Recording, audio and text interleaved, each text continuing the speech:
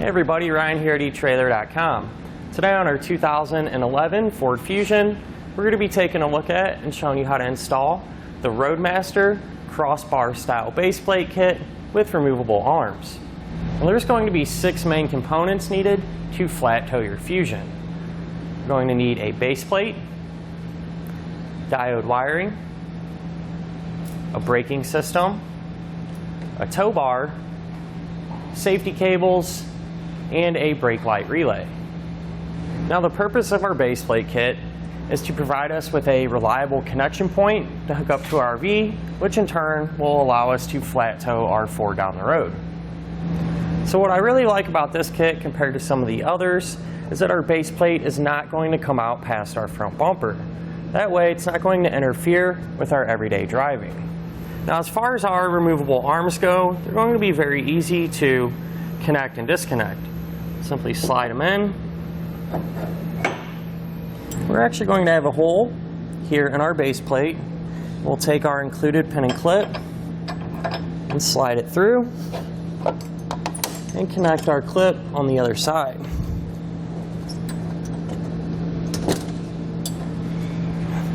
And our other arm will work the same way. Push it into place and then install your pin and clip.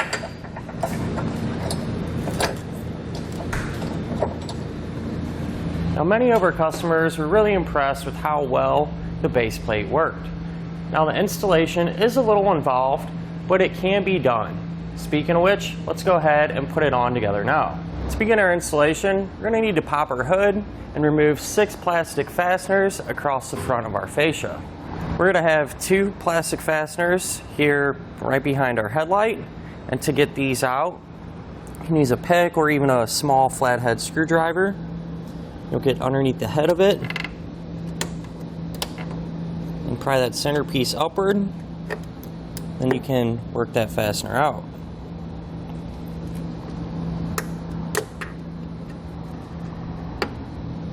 Then we're going to have one here just past our headlight, closer to the center, and this is a little bit different. Same idea though. I'm using a trim tool. You can use that same flathead though. You get underneath the center, pry up, and if you need to get underneath the base of it to get it completely out. Now the other side is set up the same way, so once we get these out, we'll just repeat this process over there.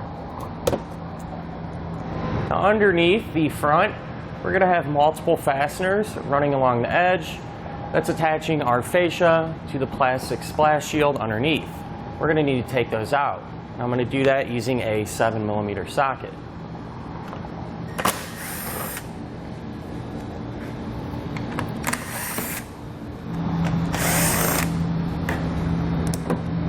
Now we can pull our fender liner down and disconnect our fog light and our side marker light. Now, the fog light on each side, it's going to have a clip just like this. And so what we'll do is kind of pull that towards us and down. And the same thing on the other side. Just disconnect it. So those are the clips. And for the side marker light, we're just going to have a tab right here in the center that we'll push down on, and at the same time work it away from the light itself. So now we can go ahead and remove our front fascia. Now what we're going to do is start on each corner here at the edge of the wheel well and work our way towards the center from each side. So what we're going to do is grab the corner of our fascia and just carefully work it away from the car.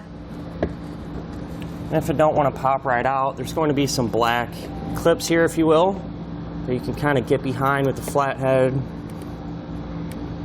Kind of just work them away from our bumper. Just keep working it towards the center.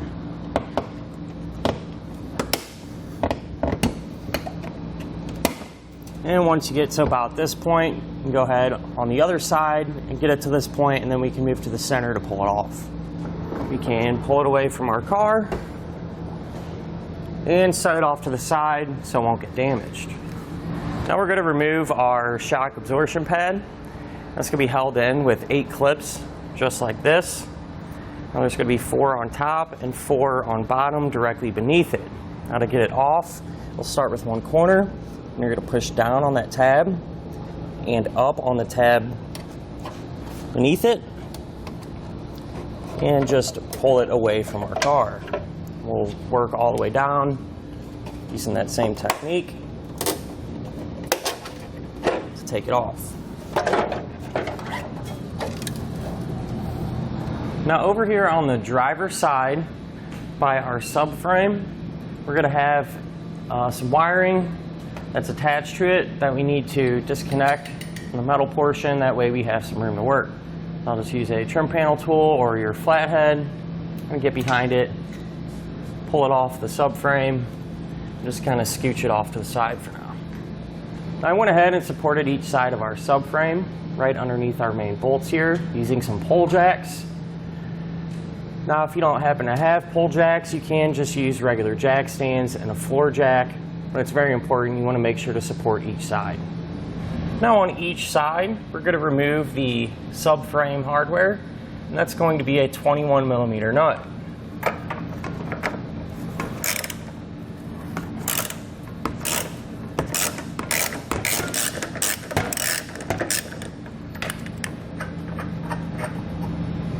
Now we can put our main receiver brace in place over our subframe studs that we took the nuts off of each side.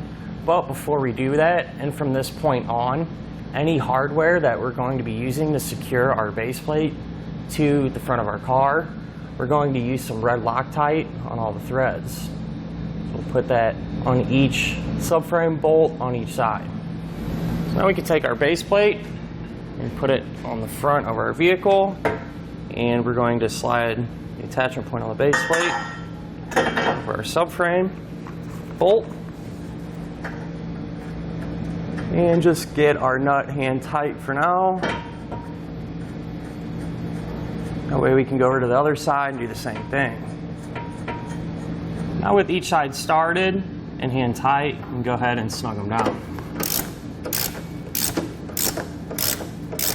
Now I went ahead and used a C-clamp here in the middle of our base plate to draw this flat portion of the base plate up flat with our bumper beam.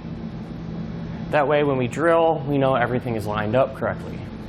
Now I'm going to use a torque wrench to torque down each one of our subframe nuts. And you can find that torque specification in the instructions.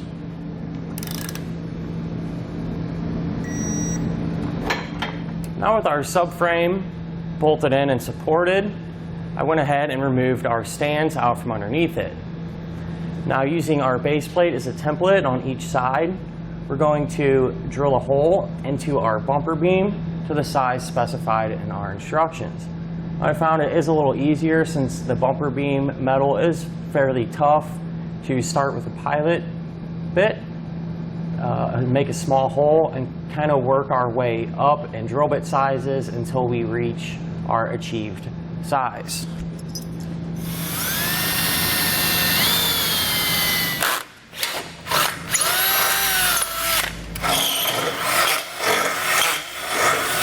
Now with the bottom hole completely enlarged, we actually are going to drill a pilot hole up through the top of the bumper beam. And then what we're going to do, once that small pilot hole is made, we're actually going to take our headlight out and drill from the top down. That way it's a little easier and it'll go a little faster. With our pilot hole made up on the top portion of our bumper beam, we can now take our headlight out. That's going to be held in place by 4 10mm bolts. I'm going to have one here on the side.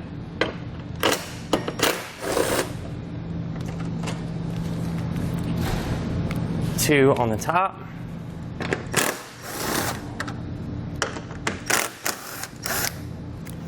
And one right here, closer to the front.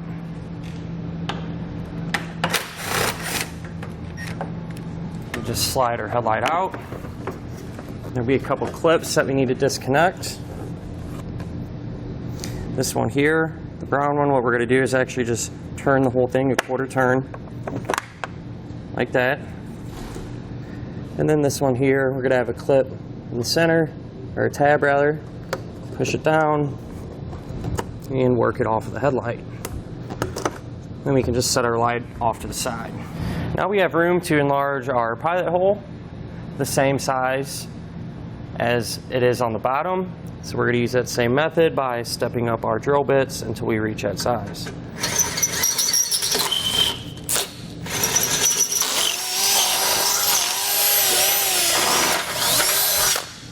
With our holes drilled out on each side of our car, we're going to take our hardware and run it up from the bottom to the top. So I'll put some Loctite on our bolt. Take our bolt, a split lock washer. We'll put that from the bottom up through the bumper beam. Get it to come out the top. Then on this side, we're going to attach a threaded plate to the end of our bolt. We'll get both sides started hand tight like this, and then we can come back and snug them down. With our hardware snug, you can remove the clamp here from the center.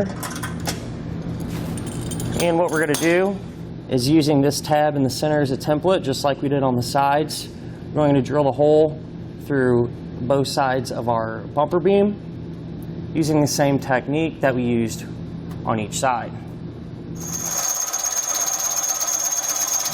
With all of our hardware in place and snug, we can tighten it down using a torque wrench to the specification found in the instructions.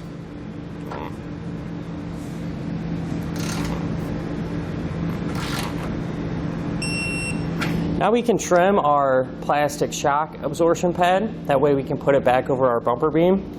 Now there is a diagram in the instructions, and I went ahead and marked that out.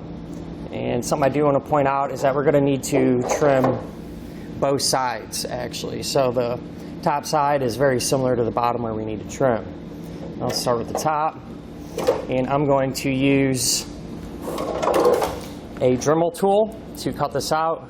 However, it is relatively thin plastic, so a pair of tin snips or even a very sharp utility knife would probably get the job done too.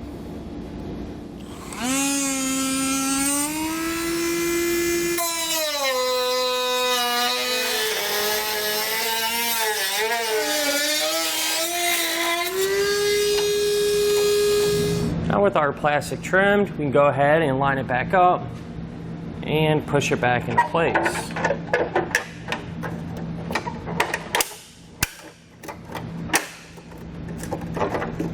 Now we can reinstall our headlights the opposite way that we removed them. Don't forget to put your light back into place. You'll feel it kind of fall down into the housing. Then you turn it a quarter turn to lock it in. Our connector simply just plugs in. We can slide our light back into place. Now at this point, if you have any other components to install, such as wiring or braking system, now would be a perfect time to do those, since our fascia is off the car and we'll have plenty of room to work. If not, you'd simply trim your fascia to the diagram in the instructions and reinstall it the opposite order that we removed it. Now we can trim our fascia according to the diagram in our instructions. I went ahead and marked with some white paint all the areas that we need to cut out. So more or less we're going to be cutting out this section here. Now I'm going to use a Dremel tool to do that. However, it is plastic, so you could use some shears or maybe even a sharp knife.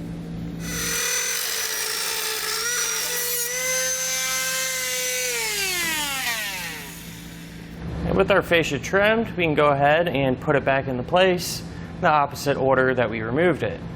Now before you put it all the way on, don't forget to plug back in your electrical connectors.